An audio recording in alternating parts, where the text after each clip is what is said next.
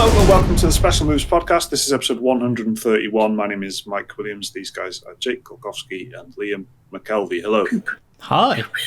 Yo. Busy week coming up. Not a lot of stuff that we've done, but there's a lot of, the PlayStation thing's happening tomorrow, and I'm looking forward to that. Or today, at the time of the podcast going out. Yeah.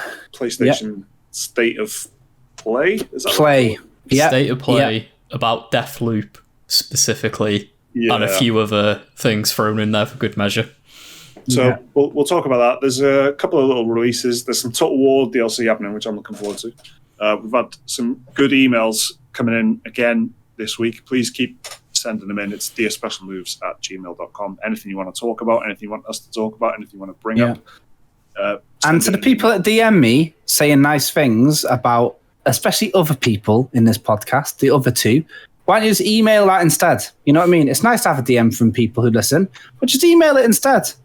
So, not naming any names, but do you know what I mean? Next time, just write an email. Write an email in. Do you think I'm going to pass a compliment? Ask these if I passed on the compliment. I didn't. No. Do you know what I mean? Jake never says anything nice to us. We're warning you with peace and love.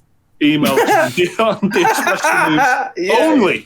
Yes. Yeah, we've been playing some stuff. We played a bit of Battlefield 4 on Monday. on the PC. Yeah. I had a great time.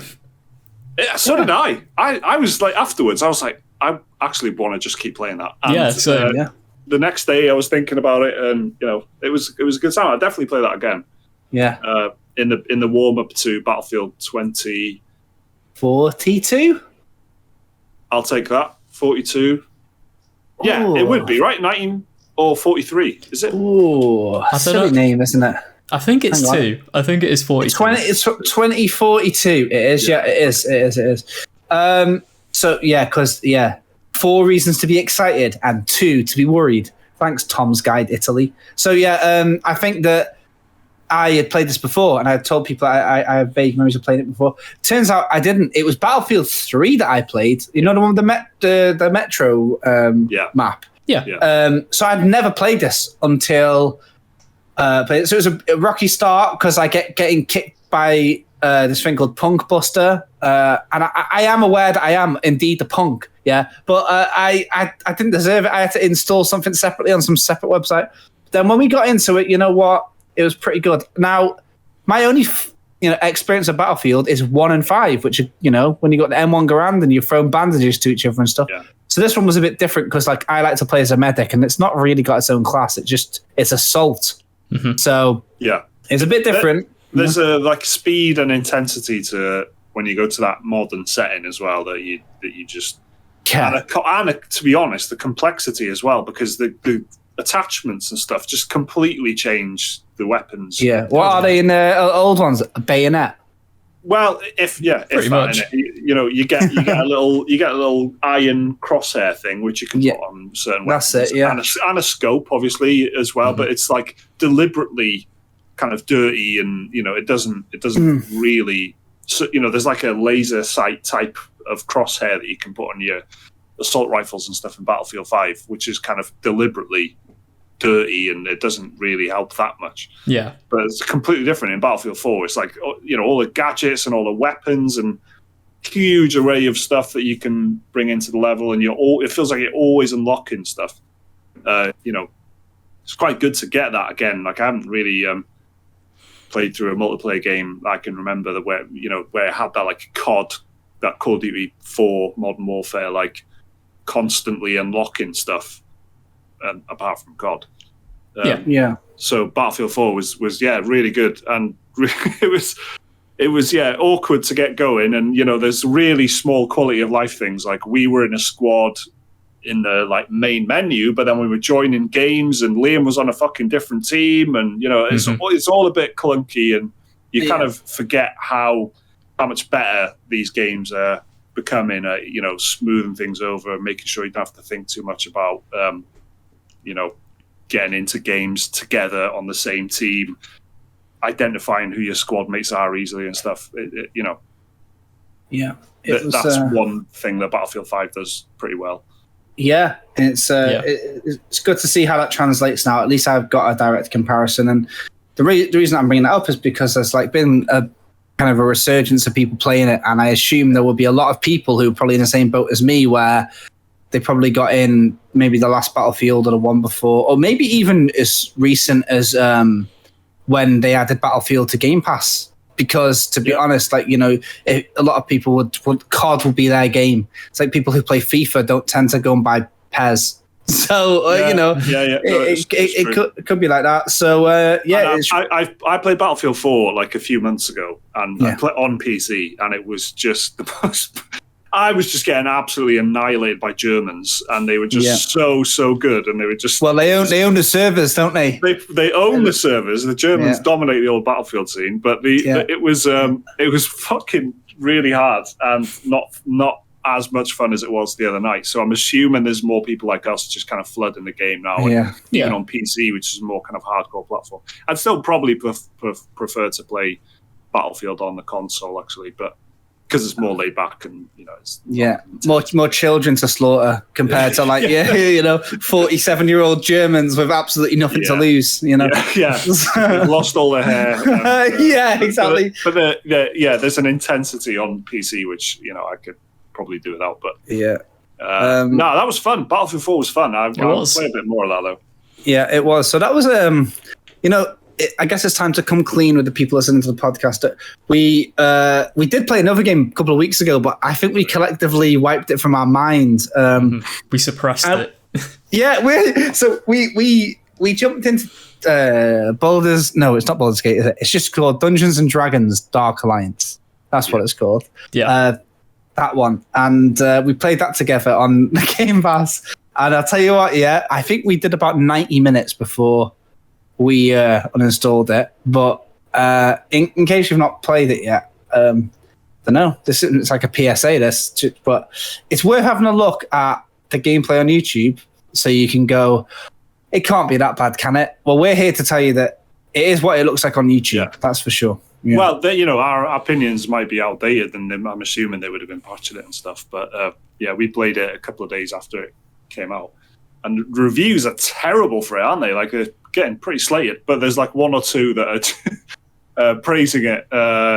They've enjoyed it. Some notable play. I think it was it PC Gamer? It was PC Gamer because the average score is about a 4 out of 10. Yeah. But then PC Gamer gave it like an 82 or something like that, which is and that raised it like the weight of it. So it's about 50 odd on Metacritic, but most people would say it was less than that.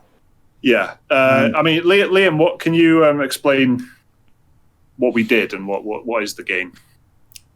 So it started us out in like a little encampment, I guess, where we struggled to actually figure out how to get into a game for a good few minutes.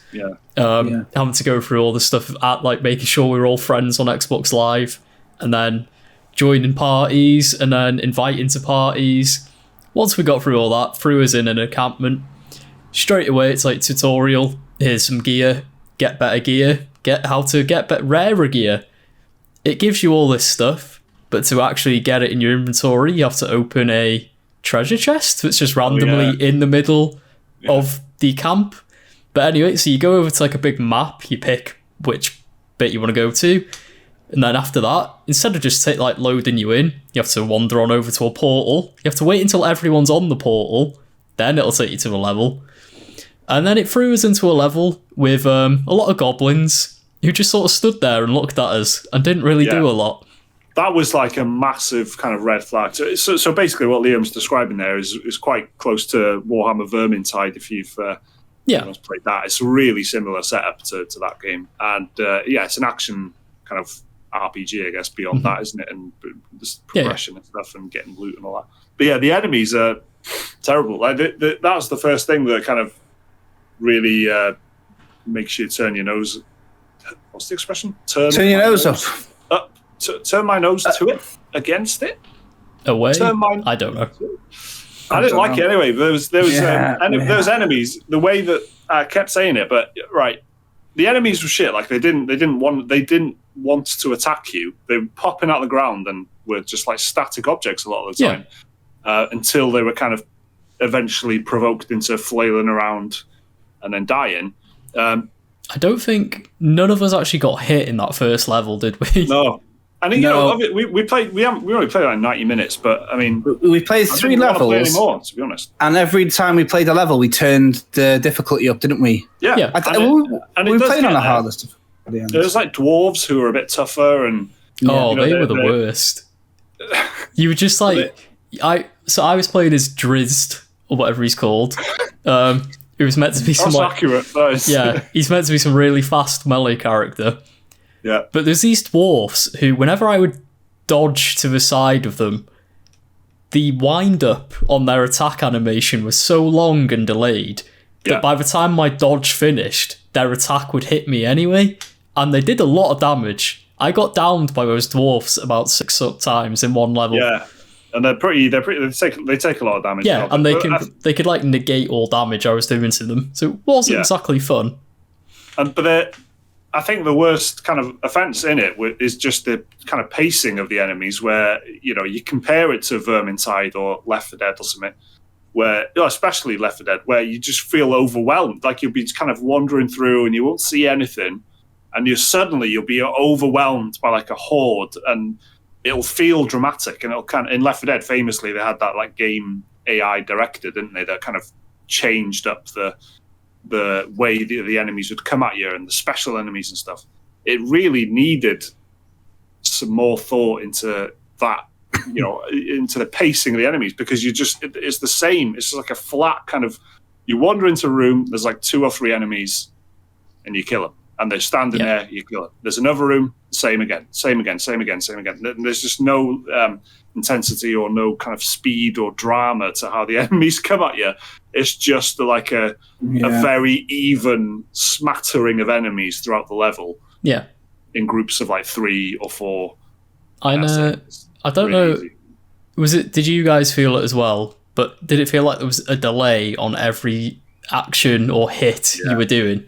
Yeah, absolutely, which isn't good because I was playing ranged, so there's a degree of accuracy that's needed on a moving target. I mean, thankfully the targets weren't moving very often, but when they were, it was often the case that I was missing them.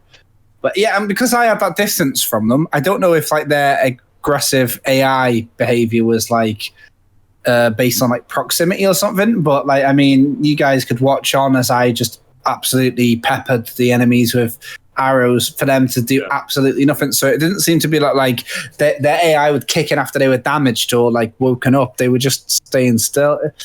It's unfinished is the word. I'm not being hyperbolic when I say that like literally the closest games AI to it that I've played recently is Cyberpunk. Sadly, that's the case. Yeah, I think it does need more work.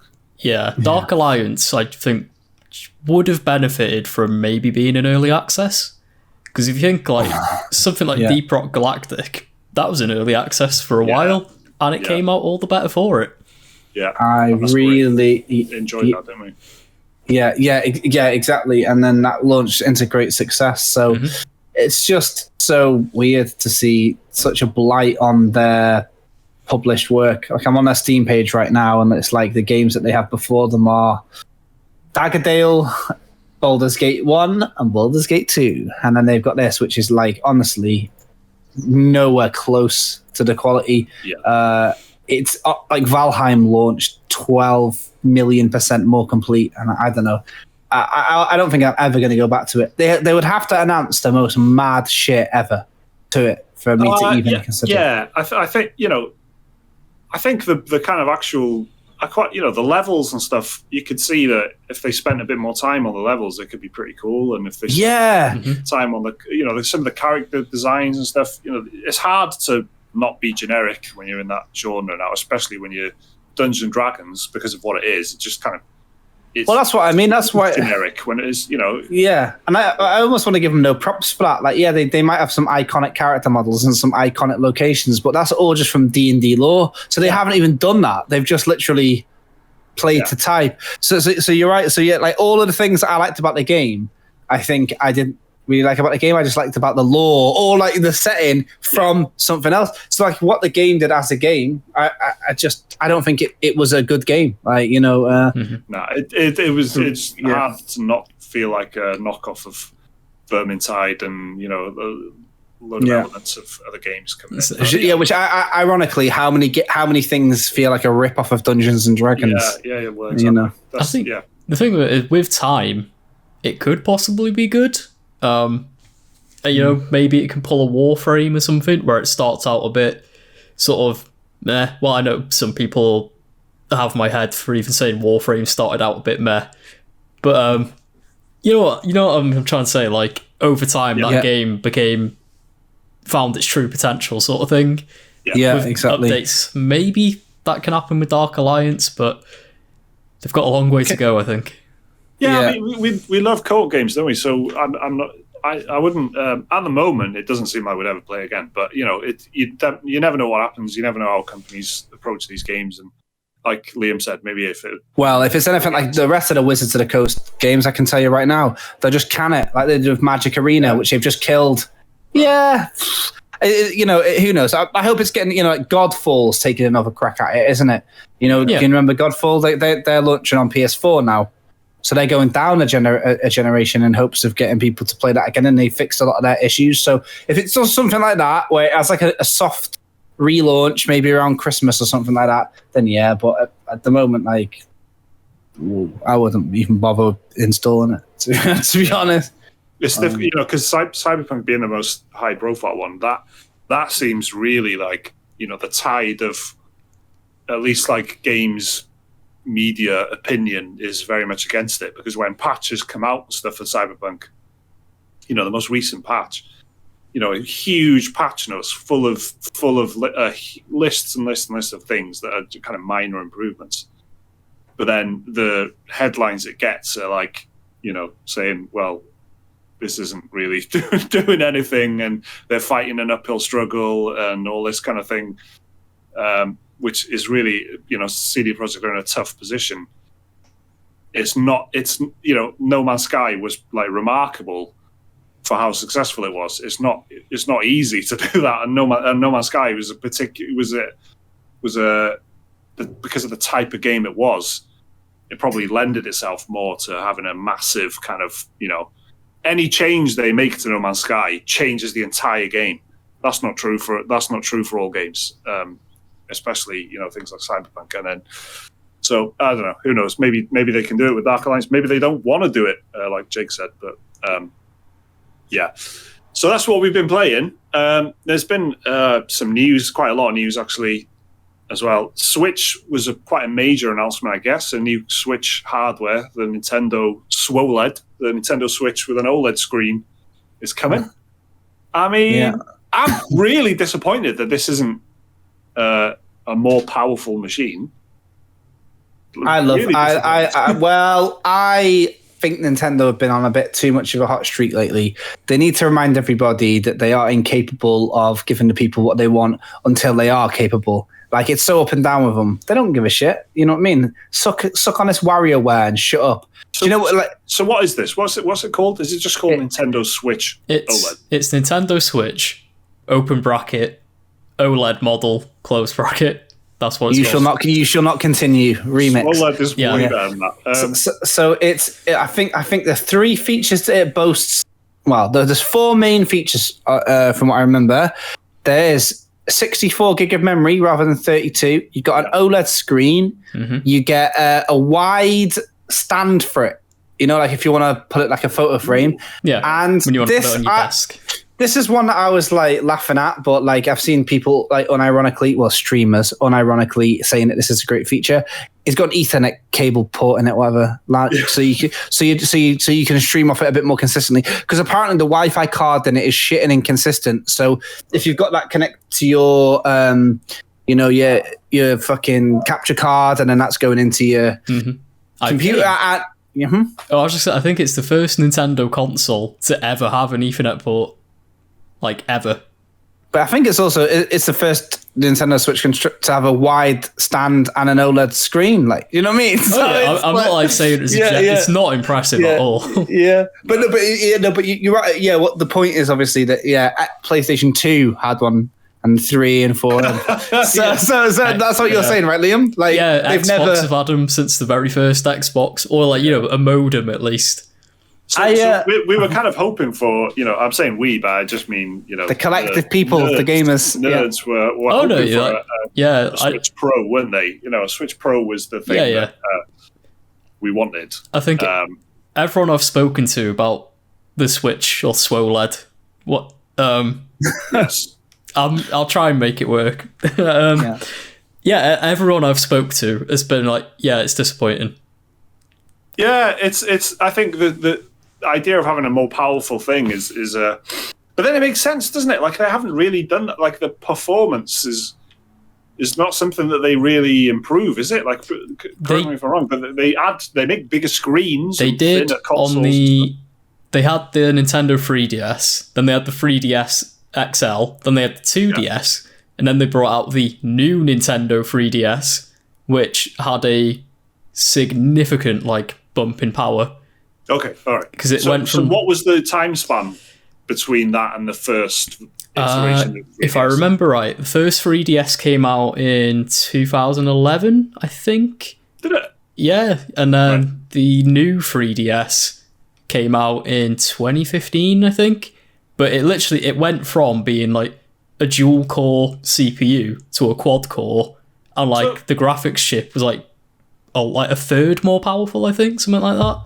So we're basically in the same time frame now. So it would have been the time to do it for their track record that to do it now, which is it's just a bit disappointing. I just it just seems like, well, this is just what you've got until there's a Nintendo Switch 2. In in a couple of years, or I can see 2023 maybe launching a more powerful Switch or Switch 2. But I don't think we're going to get anything, because if they would have done it, they would have done it in time for Breath of the Wild 2. Yeah, but I doubt we're gonna release a new Switch next year. Just I can't believe it's in the cards. No. The fact that it's still not 1080 handheld. The screen's a bit bigger as well, though, on the OLED one. It's what was it, 0.4 inches bigger? Is it 7 inch instead of 6.4, something like that? But so games are going to actually look worse in handheld mode. Yeah. That's exactly it, and it's the Xbox 360 came out in 2005, and that was 720p. So it's it's just a bit weird to say that, isn't it? So it's just Nintendo being Nintendo, isn't it? They just do what they got to do. But then they released about 6 models of the 3DS. There was the XL, the 2DS, the new 2DS, the new 3DS, blah blah blah. So if they just stick at this and then that's it now, it probably is going to be more surprising than if they release a third or a fourth model. You know what I'm saying? Then again, they've done the Switch Lite, so that is a second. Forgot about that. Yeah. Ellie's got one downstairs, isn't it? So there's a Switch Lite as well. So, you're totally right. So this is the third version of the Switch, then, isn't it? The Switch Fam. SWOLED, yeah. But unfortunately, it's not so swole, is it? Technically, the fourth, because they did the version of the Switch that had a better battery life as well. Yeah. Okay. So these incremental changes then. So it's just the Nintendo Switch, but it was just a regular It was when they brought it out at the same time they brought out the Switch Lite, because they did some they managed to shrink the chip size down, and so you got better battery out of it. But nothing else. But literally nothing else. It was just a better battery life. So that's a bit disappointed.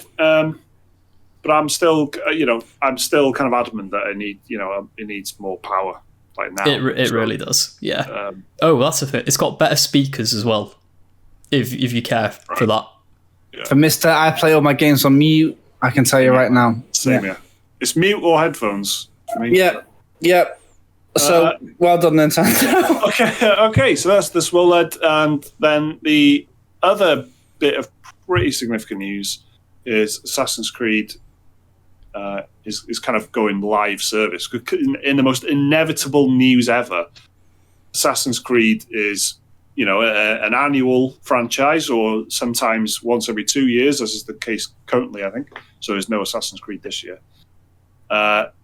That is now going to become like a live, or, I don't know now, I don't know if it's the next Assassin's Creed game, but Assassin's Creed is going to be a live service like Fortnite or GTA Online or something, where within that, you've got all the Assassin's Creed games are going to be different modules. There's going to be different worlds and different stories that you can explore within that. Assassin's Creed is a platform now. So, and it's going to be like fucking weekly shit all the time. It's going to be daily shit, daily feathers to collect in it. It's just going to give daily your entire life to us. Assassin's Creed is edition. Assassin's Creed Give Your Entire Life to Us edition is going to be the collector's edition of Assassin's Creed Infinite. It's called Infinite, I think, or is it Infinity? Infinity, like Disney Infinity. Go buy your Altair figures now. Get them in stock. Yeah, that's it, because you never know. You never know exactly what's going to happen. I mean, I was thinking about this, and I'll tell you something. Yeah, like when you're growing up and you watch adverts on TV or commercials for international listeners, and you listen in, and you're like, there's a bounty advert or whatever, and there's some woman eating a bounty. Yeah, this came up in conversation in work, yeah. So, but bounty specifically. Yeah, I mean, I guess I do work in advertising, so you know what I'm saying. So yeah, bounty specifically. So there's like the bounty advert was like banned for being sensual. I was like, no, it wasn't. So I watched it and I was like, okay, maybe it is a bit sensual. So anyway, the point I'm trying to make is like those the little things that you've got like weird little memories of, and it's not like a TV show from the 90s or something, or did you watch Twin Peaks, bro? Like everyone's watched Twin Peaks or whatever. But the point is, like little adverts seemingly like insignificant. If you meet somebody that has the same memory, it's quite a good conversation, and not a good conversation. Oh, hey, I also remember that about you. But it's weird that that's what games are going to be like now, where it's like, oh, can you remember playing Apex? There was this one specific season of Apex, yeah, season 3, where King's Canyon was taken over by these fucking pterodactyls, and they never went back to that, and it was like a 6-month period or something like that. So if you meet or talk to somebody who remembers that as well, it's going to be a good nostalgic conversation. But that's all it is. It's a moment in time, and like not everything gets documented.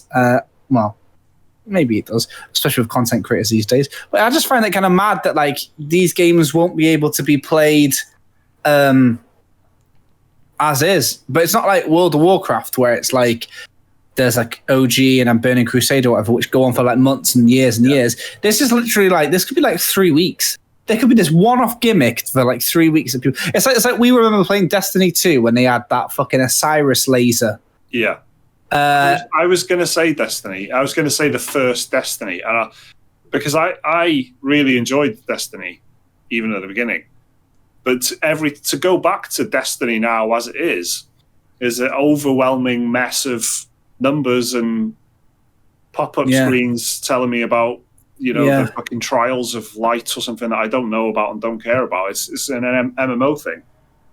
So, but the version of the game that I enjoyed no longer exists because it's now a different thing. It's been transformed, and No Man's Sky.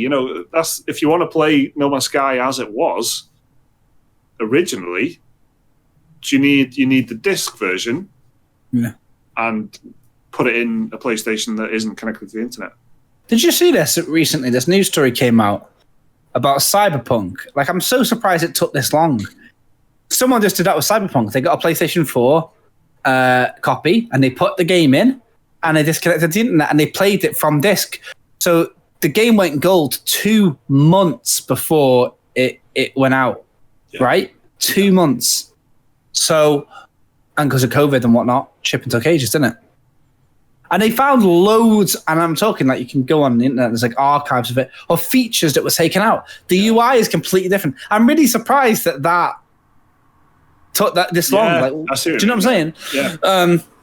But it's just funny that like you can find little things like that now. So it's just weird that like, there might be like Assassin's Creed Unity Season 3 Evangelists on the internet in 25 years' time, reminiscing about, oh my God. I just find that really fascinating and weird because it's not like, because what I'm trying to say is it's so short-lived, these seasons. They're literally like, I remember in Destiny, I got an emote or something for like throwing a snowball at somebody like 10 times or whatever the hell it is.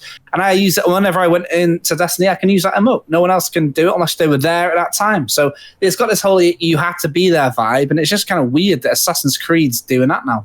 But on the flip side of that is I think that it's so close. Assassin's Creed as a series is so close to that already.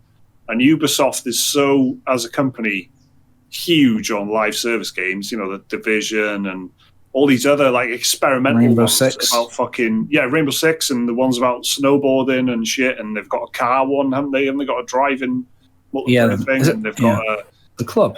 Yeah, and they've got Watch Dogs and all this. And well, you've already named enough, but that's the thing. You could keep going. That's what's funny. Like, they've got so many, and it's like you've probably missed about 4. So it sort of makes sense in that Watch Dogs and Assassin's Creed and Far Cry. There's so many Far Cry games. There's so many Assassin's Creed games. Right, there's only 3 Watch Dogs games, but is that 3? Yeah. But they're pushing towards it anyway. And you play Assassin's Creed, and there's it's a mess of UI anyway, even as a single player game. So just like aesthetically, it's not going to be that much different if it's now a live game where the certain UI elements are telling you what's going on this week or what the daily challenge is or whatever. There's probably daily challenges and weekly challenges and shit in it already. Just mad that they really do want to just be the one game you play all year round. Yeah, well, eventually it will just be fucking one game, won't it? It'll just be it'll be Ubisoft. Exactly, it'll just be Ubisoft, and it will be. Do you want to go historical? Do you want to go near future? Do you want to do a bit of driving? Do you want to do some downhill skiing? Do you want to, what I mean? It'll just be 60 quid a month to sign up for Ubisoft, and it'll be like a Charlie Brooker fucking Black Mirror alternate reality. The Wired, okay, yeah. That was a Serial Experiments Lane anime reference there. More on that in the bonus podcast. Thank you very much. Can't wait. There's Assassin's Creed Infinity. Yeah, are you boys in day one? His face, like he's just like. For the benefit of everyone listening, Liam just shook his head. Yeah, in a friendly manner. That's what I mean. It's like he's not, upset. No. He's not even bothered. He's not even phased. That's exactly it. No one's bothered. I feel like I'm not gonna lie, my eyes glazed over for a bit there. As soon as yeah. No, I know. Yeah, I have that effect on people, and so does Assassin's Creed. So it's like a match made in hell. It's too much for my little brain to handle. Assassin's Creed, Destiny, all in one conversation. Yeah, no, it's a lot, and good luck to them. Just make Beyond Good and Evil 2 in it, and keep going. So I hope they do make it at this point. I don't know. I doubt that's going to be a thing. Back to the drawing board every fucking couple of months. All the rumors online are saying. So I don't know. But yeah, so that's. I don't think there was any other big news, was there? Well, there's the PlayStation State of Play today, as we mentioned, which is the day the podcast is going out, Thursday. Have you guys had a look? You had a chance to see what's been said about this? I just know Deathloop's the main feature. Yeah. I heard that it was third party, and I did see in a Sony investors call shareholder leaky thing that and in a couple of other places. I'm sorry to bring back the Alex Jones vibes from last week, but I remember seeing that somewhere official, like somewhere like I think it was the PlayStation blog, and it got removed. That Little Devil Inside is coming out in July. Oh, right. So I know I'm asking for a lot, but I'm kind of hoping that they do that as like an out right now or like out next week. I'd love that. Because it's a really busy end of the month. It's stupid to launch a game from like the 20th of July onwards. Right. In my opinion, knowing that we've got the Xbox event, we've got the EA event, you've got 2 MMOs launching, blah blah blah. Could go on. Orcs Must Die 3, game of the fucking century. Mm-hmm. So it'll make sense for it to give the Little Devil Inside some space, because like they showed it off at the PlayStation 5 reveal event, and I thought it was one of the better games there. and I'd say I'm looking forward to it. And it looks different and original, you know. I played it. Oh no, you go ahead. It's not related to Little Devil. Well, I was going to go down a quick tangent and say, you know, I played Sky recently, which is the free-to-play game made by the people who made Journey, and it really just didn't hit the spot. And I thought it was going to maybe have some of the same magic as Journey, but the fact that it's a free-to-play game that you play with other people should have been a fucking direct sign. It's not that I don't like it, but it's just that and Absu. And every now and then a little game comes along, and I know I'm going to like it by just looking at it, and I'm nearly always right. The only time I've ever been wrong about that is like Firewatch. Like, apart from that, certain games like I know that I'm going to enjoy, and Little Devil Inside, I just know I'm going to enjoy it because I love the setting and the art and the camera work. Like the camera work in it is the most interesting thing in my opinion. But anyway, whatever. So I'm hoping for that. The big rumor, is that this Blue Point thing I spoke about last week is going to be announced there. Because can you remind us quickly what that So what happened was last week Sony announced a couple of acquisitions. They announced that they were acquiring, I think the company was called Nexus, and they're like a company that do PC ports. And they also announced that they acquired Housemarque, who made Returnal most recently. But PlayStation Japan accidentally, instead of saying like welcome to the family Housemarque, they did it for Blue Point, and it had the Blue Point logo and the official art, and they said welcome to the family Blue Point, and then that tweet was deleted. So the rumor that I'd seen even weeks before that was that they're going to announce a new remake over the summer, which is kind of the thing everyone wants Blue Point to do every year, especially after Demon Souls.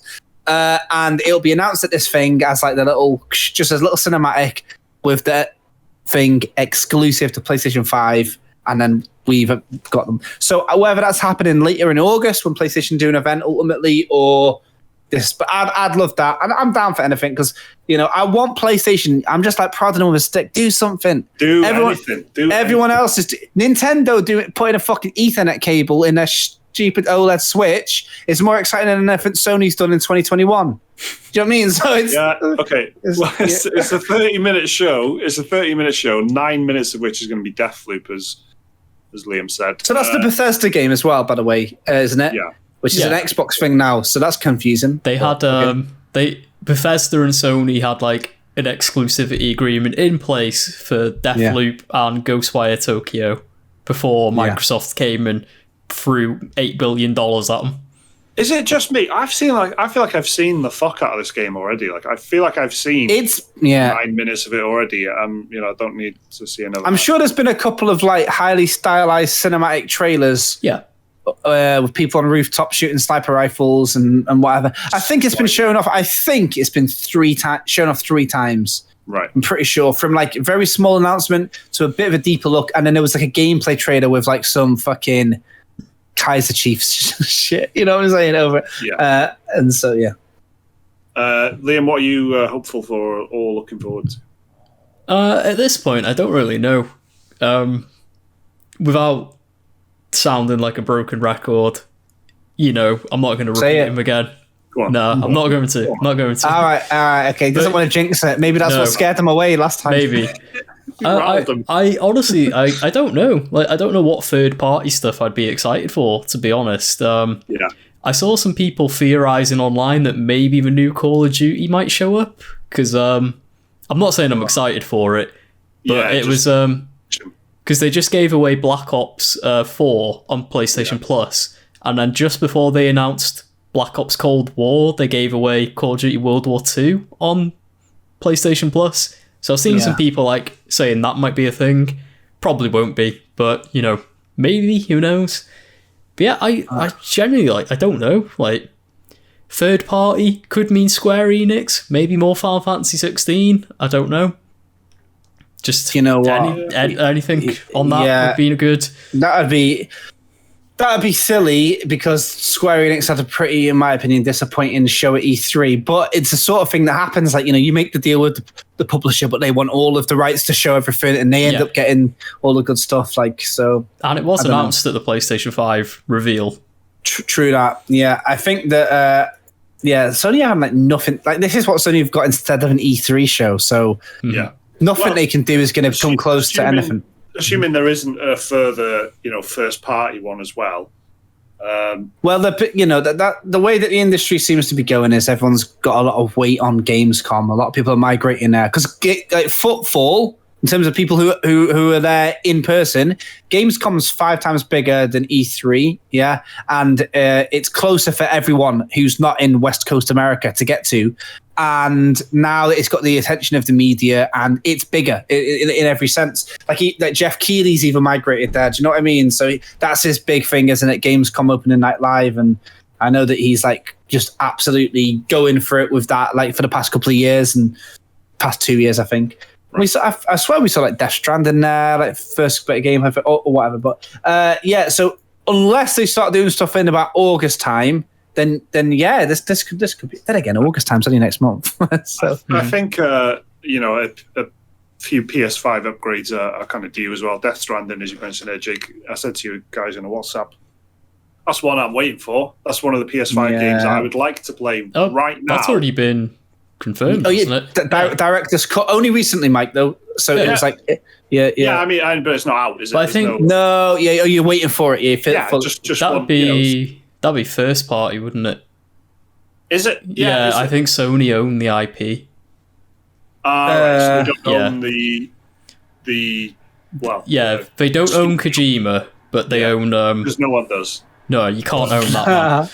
Right, okay. But yeah, they own the Death Stranding IP, I think. Right. Well, I was kind of hoping that, I don't know, there'd be some, show off shit of that or something. So I know it's coming, and likewise with the Witcher as well. It's another one that I'd like to play on the console. But, yeah, I'll tell you what though. Let me just say this. Remember last week I treated you to the Blue Box conspiracy. Yeah. Mm-hmm. What we do know as a fact is that the devs have abandoned. Did say they will be showing off their game in July, and it's a PlayStation exclusive.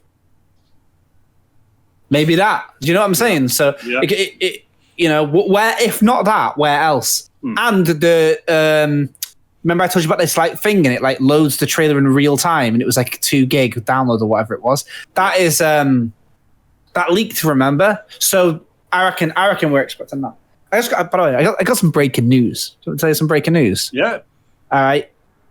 Fucking Mega Chad Respawn founder Vince Zampella is back, baby. He's the co-manager of a new EA studio, yeah. And the first thing that they're working on is a player-inspired experience for Battle. By the way, player-inspired experience. Sitting in your bedroom eating fucking Doritos.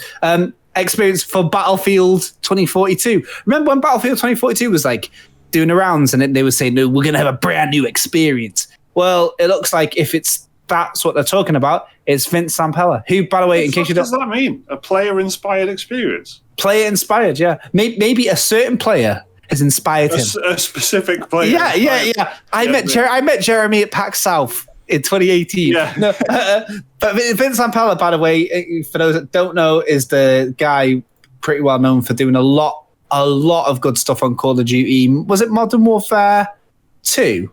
And he founded Respawn, did Titanfall, Apex Legends. Shooter guy, isn't he? Yeah, he was one of the original founders of Infinity Ward. So I'm pretty sure his name's attached to either COD 4 or Modern Warfare 2. Yeah. And then Titanfall, which everyone in a shooter of a generation, and then Apex Legends, which plays...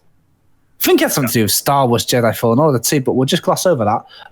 So yeah, just wanted to let you know the breaking news. Okay, so that's the PlayStation State of Play, which is happening at 10 p.m. UK time tonight, if you're listening to the podcast on Thursday. Yeah. Okay, let's do some emails. If you want to send us an email, the address is dearspecialmoves@gmail.com. That's dearspecialmoves@gmail.com. This one is from Patrick Maynard, who says, "Dear gamers, my name is Patrick from Costa Rica. Long-time follower, first-time caller," says Patrick. Since I was a little kid, most of the friends I made have come from playing and talking about video games. I'm curious to know if it is the same way for you guys. The main reason I'm writing is because I'm now in my mid-30s and I remain very good friends with my schoolmates. However, they have lost most of their interest in games and they now only play safe games like FIFA and Mortal Kombat that they've played all their lives. While I am still all in on video games, I play and enjoy every major release and weird new indie games that catch my eye, as well as competitive online games. For this reason, the new friends that I meet tend to be much younger than myself, which makes me feel old as fuck. I know you guys are a bit younger, but do you experience something similar? Anyway, thank you for all the podcasts and videos you've made over the years. You guys are truly special. Regards, Patrick. Well, first of all, can I just say, I think that might be our first emailer from Costa Rica. So I love that. You know what I mean? I absolutely fucking love hearing from people from all over the world, yeah? Costa Rica looks like a beautiful place. Not that matters. Patrick's sitting inside playing fucking games, so who cares? Yeah. But everyone else who's sending in emails now going, well, why aren't you complimenting where I'm from? Why all right, fucking sorry, Gary from Slough. All right, I've just got to say, you know what I mean? Hey, Gary, keep your emails coming in, man. That's it, yeah. Unless Blake Walden, all right, just ignore all right, yeah, exactly. Well, how was it for you guys? Because like, I all my friends growing up did like games, and I moved away from where I come from, so I don't really bother keeping in touch with. My high school was like very not funded very well. It was a bit like prison. Everyone kind of just got through it together, any means necessary, and then everyone's alliances fell apart. I don't think any of my like high school friends really speak to each other, but you know, Kale and me have known each other since we was like 10 or something. And you know, video games are really what brought us together. I used to go around his house and play Oblivion and blah blah. And whenever I play an online game, he's still my first port of call. Like New World, oh my god, you're gonna jump on that with me and whatever. I don't know about the second half of the question really, because I don't really play many online games with strangers, if you get me. Yeah, that's what I was going to say. I don't want to speak for all of us, like, but I don't think we befriend people online very, very much, to be totally honest. What about you, Liam? Do you have you made friends online in a game? No, never. I don't think so. I always tend to be if it's not playing with like friends I know in real life, I tend to be quite solitary in online games. Like, right? Even like MMOs, I just like sort of stick to myself, do story quests. Only really like team up if I absolutely have to get through like a raid or something. Like I don't think I've ever made like an online friend. You know, like you hear about people who met their best man at their wedding through World of Warcraft and stuff. No, I've never done anything like that. I guess in recent years we've had the honor, the privilege of having people who listen to us talk shit and stuff on podcasts and watch videos that we've done. Yeah, there's a couple. They want to join in, and so that, you know, some of the things we've done where we've played with people who watch and stuff. I've met people through that, and really good, like playing. I guess I'll remember things like playing Vermintide with Simply Phil and stuff, and. Yeah, exactly. Specific things like that where you're like, and partly because as well you love the game and remember the experience of playing the game as well. So that's the kind of thing that we've had, that I've had recently. I suppose that's true. School friends and that. I haven't really kept in touch with many people from my school either. I actually jumped on my old Xbox Live account. Few months ago, and was surprised and was like, oh shit, yeah, like all them people who I used to be friends with from school are still like playing fucking Gears of War and stuff, are they? They're playing playing FIFA and things like that, which is pretty cool. So that was quite nice, but I don't really go on. I was going to say the closest I've got to it, obviously, because I work in the games industry and I work with streamers, and I go to, and I got some people who I would consider good friends of mine now who I've met through that, and quite a few of them are quite younger than me, like I was before this, I was eating my lunch and I was on the phone to my mate who's like 24, and I was in a WhatsApp with a couple of people, and I mentioned MySpace. None of them, not one person, knew what MySpace was. So it's that makes you feel old, especially because like streamers, like by their very nature, like hunt trends and like what games pop in, what's Valheim and games that you'd never hear of unless you're a streamer. Yeah. So that's what's funny. Like Liam is like a good hybrid, I think. But there's games that, for me, my perception is they're the biggest games in the world, and Mike would never have heard of them because he's not on streamer Twitter. So I wonder how much you would have heard about Valheim if you were just reading articles and whatever. Because another thing is that the media don't tend to cover early access. Yeah. So, that makes me feel old, but, you just got to own it, haven't you? Just play up to the out-of-touch dad type and make sure that you batter the absolute fuck out of them when you're playing a competitive game in it. Assert dominance, all right, Patrick? Yeah, and also use it to, in your own head, belittle and demean them when they batter you. It's like, hey, fucking kids. Yeah. I remember when I had reflexes. Yeah, exactly. So, good question, though. Good question. Good email. Thank you, Patrick. Please keep sending them in. And it would be a shame not to read that out now that you mentioned it. Blake Walden has sent an email this week. Blake, do you know what you gotta say? You know what you gotta say about Blake? He's very reliable, isn't he? Very reliable. I love Blake. Friend of the channel at this point. Blake Walden says, "Ahoy gamers! The big Wald come into your life from the colonies to ask what your favourite Total War Warhammer 2 factions are. Personally, I really enjoy using a faction unlocked mod to play as the pathetic sub-factions that get knocked out super early in the game. Hope you're well. Nakutha. That's goodbye in my local indigenous language, Kaurna. I'm trying to learn it so it doesn't die out. Oh, that. I was going to say an email about Total War and a language that's getting resurrected. Dying language.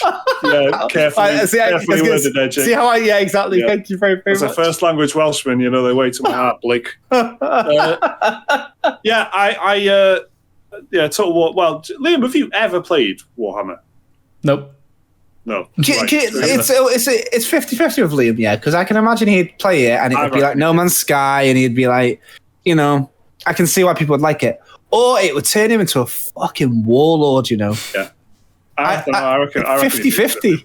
You like a bit of RTS, don't you? So I do like RTS, yeah. But I don't know. Yeah, I've never really messed with the Total War franchise. Forget all the fucking Roman. That's boring. Like, do the one with dragons. Do the one with the dragons, yeah. It's not like the one that's furthest away from a Paradox game, basically. No disrespect to Paradox, but you do like a many, don't you? So I'll tell you what, I've recently, been playing it a little bit more. Truth be told, I kind of fell off it again because I'm playing New World, But the my favourite races have been. I was using the Wood Elves, Then Mike was like, "Don't use the Wood Elves because they've got a bad campaign compared to these guys, which were the Empire." So I played them, and they are really like the most like. It's like the equivalent of scales on a piano, like. It's your foundation. You've got spearmen. You've got people with swords. You've got to know your fundamentals before you start messing with the Wood Elves. Absolutely. You can't, don't go in playing the Skavens or whatever. But I'll tell you what, the furthest I got in the game was with the dwarves, because it's really similar to the humans, really. Yeah, because you know where you stand. You got people with crossbows or guns, and you got your axes and whatever. Whereas with the when you're playing like the lizard men, you've got like different types of spears and slings and all that, and you can kind of what the best thing about Total War is, it's just about logic, isn't it? You're playing this game about silly little fantasy creatures, but you're like, okay, a sling. So what's that? So it's like a blunt weapon. And so you can pick it to. But when it's a bit too fantasy, you might not understand when it comes to like the vampire magic or whatever. Then it can get a bit complicated. So yeah, I would say that because I'm not great at the game, I would say that the dwarves are pretty good. Yeah, I like playing as the generally good factions as well, and I like playing against the monsters because all the evil factions tend to be like the wrecking balls, like Jake was saying about the lizard men.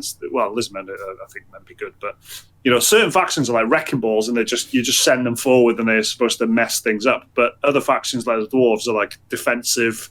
You're trying to keep hold the line. I like to be the defensive, organized one, but that doesn't mean I don't like the monsters and stuff. But I played it with every fucking faction there is and stuff. My favorite one is one I mentioned before called Imric, which is really good. It's like a high elf, but with dragons, and he's in the middle of nowhere. He's in the arse end of nowhere of the map, so he's completely on his own as an elf, which is a really good, and it's a hard campaign as well. I really enjoyed that. So that is a very specific email for people who give a shit about that game. Liam, do you want to talk about Prodeus quickly? Yeah, I can do. What's that? I've been playing a little early access game on PC called Prodeus.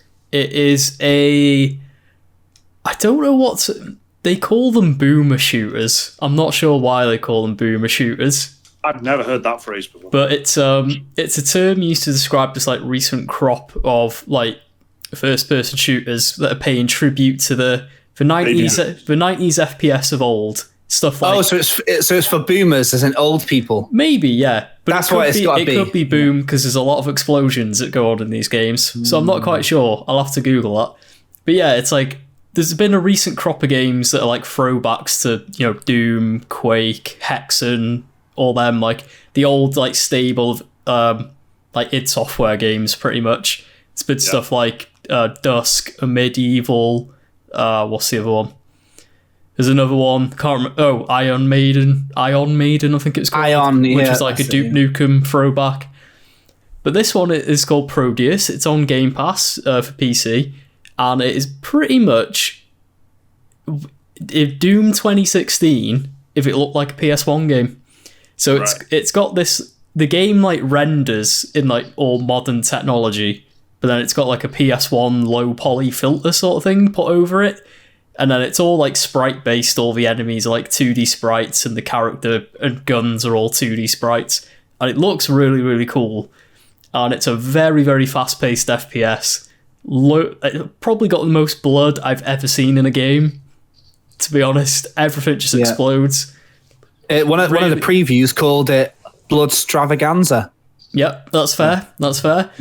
It's really fast paced, really meaty weapons. Like shotguns that just blow chunks out of enemies, rocket launchers that explode entire rooms of demons and stuff. Set on a space station, very Doom-like. You just run around, blow stuff up. Really satisfying combat though. It's like every gun I've found so far, I'm only about like an hour or two into it, every single weapon has felt really, really satisfying to use. Everything from like the basic shotgun to I've got this gun that like chains lightning together and like arcs it between different enemies, and then they all like explode, a bit like the siphon filter taser, except if instead of catching fire they just explode. Really, really good soundtrack as well. Music's done by, gonna butcher his surname now, Andrew Hulst, I think. Sounded good to me, that sounded convincing. He's the guy who did the music for the Doom Eternal DLC and Quake Champions. Oh, okay. And he replaced the composer who left from Doom for the new music. And he's done loads of like other indie games as well. Really, really talented like metal musician. His soundtrack is fantastic. Some really, really good guitar riffs that just, and it like dynamically adjusts depending on the intensity of combat. Yeah. So when you're just like stomping through hallways, shotgunning everything to like blast beats and chugging riffs, it's amazing. It's really, really satisfying to play. It's just really fun. It's one of those games you sort of have to like see it to believe it. It's hard to explain because on paper, if you explain it just sounds like a bog standard FPS. And it is a little bit of a Doom clone, especially Doom 2016. But I have to say, this is probably what I wanted Doom Eternal to be like. This is like the game I would have preferred instead of a game we actually got. Because Doom Eternal was very it was also very fast, but it forced you to swap your weapons. It was all very situational. You had to constantly be on the move, changing things up. A bit modern in that way, wasn't it? Whereas Prodeus feels like a logical step of Doom 2016, where it's just like levels, you can free roam about, you're finding keys, hitting switches, finding secrets, but you've got free reign to choose whatever weapon you want, unlike Doom Eternal, where you have to constantly switch it up. If you want to stick with your shotgun and just blow everything up with that, you can. You want to go mad with a rocket launcher, you can in Prodeus. It's a considerably speedier game than Doom 2016, or at least if you're playing it on normal compared to Doom 2016. But yeah, it's really fun. If you've got Game Pass on PC, highly recommend you give it a go. I'm going to play that. It's still in early access, but it's being made by a team of, I think it's only two people and the composer. Nice. And then some of the levels, I think they're actually like community made. because it's got Yeah, because there's a that's it. yeah, Yeah. it's got a level editor built into it, and every so often, like, they add the best levels to the campaign, is what I think they've been doing. So it's got like an almost like community driven aspect to it as well. It's really fun, and That sounds really good. You know? yeah, like if you got it's in early access on Steam, or it's on Xbox Game Pass through Game Preview, I think they call it on the Microsoft Store. Yeah. But yeah, I highly recommend it. It is one of the best FPS games I've played in a long time. I just booted it up this morning, not really expecting much. I was just like, oh yeah, I've got that installed, I'll give it a go. And then I played it for like 2 hours straight, and I had a wonderful time.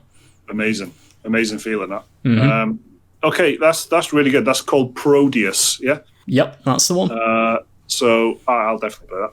So let's do the new games for the coming week, I suppose. I'm doing this awkwardly at the moment because because of the timing of the podcast in the week now. I'm going from Thursday to the following Wednesday. I don't know what to do about that. If anybody's got any preference to how we should do it, or any suggestions for what time of the week should we cover the new games? Like, should we go Monday to Friday for the next week? Should we go just what's happened this week, the week of the podcast? Maybe that would be the best one, actually. Monday to Friday. Yeah, like what's come out Monday, Tuesday, what's coming out Thursday, Friday this week. Do you know what I mean? True that, yeah. But let us know in the comments what you'd rather us to do. Well, we'll stick to the current setup in terms of the dates for the moment, though. So coming out the day of the podcast, that's July the 8th. Can't fucking believe it. This is Thursday. Boomerang X or 10 is out on PC, Nintendo Switch. Or Cross. Or Cross. Oh my gosh, yeah, or Cross. Is it Cross, Liam? Did you know that? I don't know. Game. No, I don't know. Oh, okay. That's just a Japanese thing, that. If you see an X in something Japanese, it's usually Cross. Means Cross. Well, that's happening. Crash Drive 3 is out on PC, PS4, PS5, Xbox One, Series X, Nintendo Switch, iOS, and Android. It's an action racing game by someone called M2H. Don't know anything about that. Then Layton's Mystery Journey, Catriel and the Millionaire's Conspiracy, DX Plus, is out on Nintendo Switch. I love the first couple of Professor Layton games. I don't know if that's a cool opinion or not, but I really enjoyed them. No, I think they look pretty cool. I think, you're in pretty good company there. I think that's universally agreed. It's hard to... who's got strong feelings against it? That's what I want to know. It's like hating Animal Crossing, isn't it? Yeah, you never know, though. But it was a while ago. They came out a long time ago. It was like, I think it was DS, was it? Or what? Original DS. Yeah, it was, yeah. They were really good, and they would make so much sense on the Switch, but they aren't on the Switch. But what you have got is these new ones. Yeah, which I don't know much about, and the reviews aren't really that good for the one that's already out. Anyway, so that's happening. Sam and Max, this time it's virtual, is out on Oculus Rift. Who would have thought this came back? And then on the 9th of July, the Friday, is Monster Hunter Stories 2 Wings of Ruin. So on PC. That's your big one, isn't it? That's your big one. You guys both getting this, or you planning to play this? We both got it. Yeah. So I'm playing it on PC. I think Jake's playing it on Switch. That's true. Yeah, true that. It is an RPG set in the Monster Hunter world. Turn-based combat. A bit Fire Emblem-ish, actually, with like the triangle rock, paper, scissors style weakness system, affinity, whatever you call it. Oh, baby. Yeah, I'm looking forward to this one. I literally this morning finished Monster Hunter Stories 1 on the 3DS, because I wanted to actually finish the first one before going into the second one. Looks like I didn't really have to, because I played the Switch demo as well. There's like barely any connecting material between them. Yeah. But yeah, I'm looking forward to it. And the reviews are out for it already. I think is it 82? I think it's an 82, yeah. Yeah. Solid. 8s across the board.